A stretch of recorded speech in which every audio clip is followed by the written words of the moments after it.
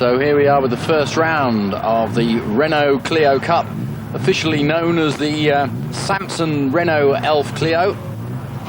There he is, Frans Verseur, and Patrick van Dessel is next to him on the front row of the grid. Jip Coronel on the second row, and next to him, Gerlof Stam. Those are the ones to keep an eye on. Remember, Gerlof Stam had that incredible crash last year. But off they go, these very, very fast little Clios into Tarzans, and let's see what sort of action we can expect as we start the season of one-mate racing. And these cars, you can see already really mixing it up on this first lap here.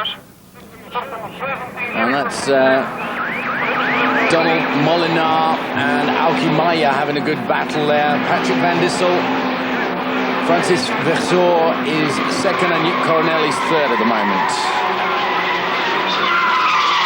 So Frans Verseur, oh, John Hubbers is just doing a bit of rallycross. Frans Verseur didn't really benefit from his pole position. And Dissel looking fairly comfortable. Meanwhile, behind him, all sorts of people. There's John Hubbers again. Goes off, bends the bodywork, but off he goes again.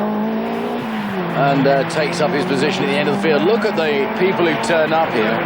Yes, he just touched one or the other. I think it was Harry Decker he just touched there. And just missing the cameraman and the back markers on the field as well. Okay, back to the front end of the action, hopefully. Yeah. And in third spot is Henke Hane now. He's moved up. And Henke Hane was on the fourth row of the grid next to Tis van Dijk. But Frans Verseur bided his time. He's now moved into the lead. And he was notably faster during qualifying. And he's time of 1:18.976 was a good,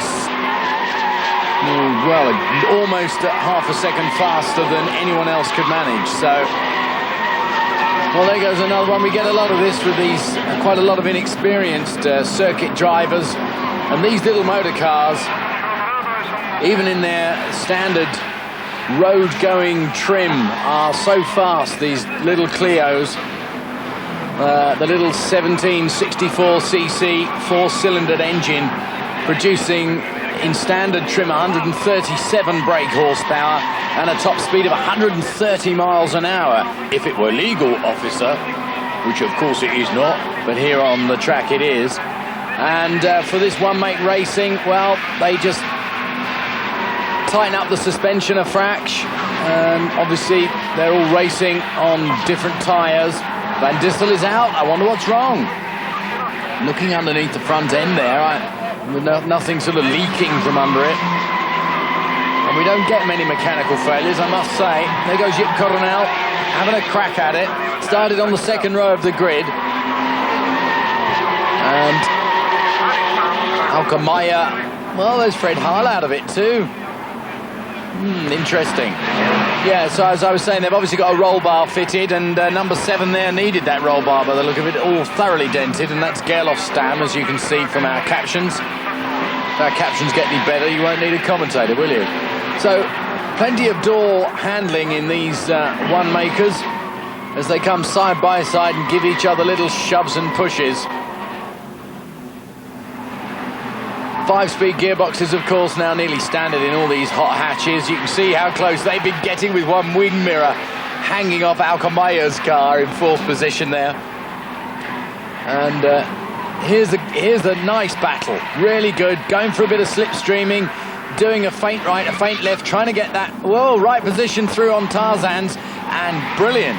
So Valkenburg looked in his mirror just a little too late, had to brake in a straight line far too late, and there's no way you can take Tarzans like that. So we're on the final lap, Henke Hane.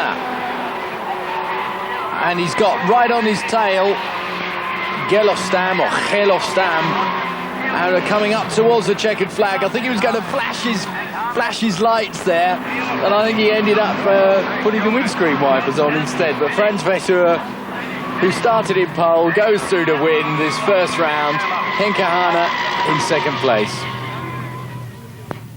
So we have a chat with Frans. And we said, we're going to see this all season? And he says, well, if I have my way, of course. But he said, we've done a lot of development to the car all over the winter. And he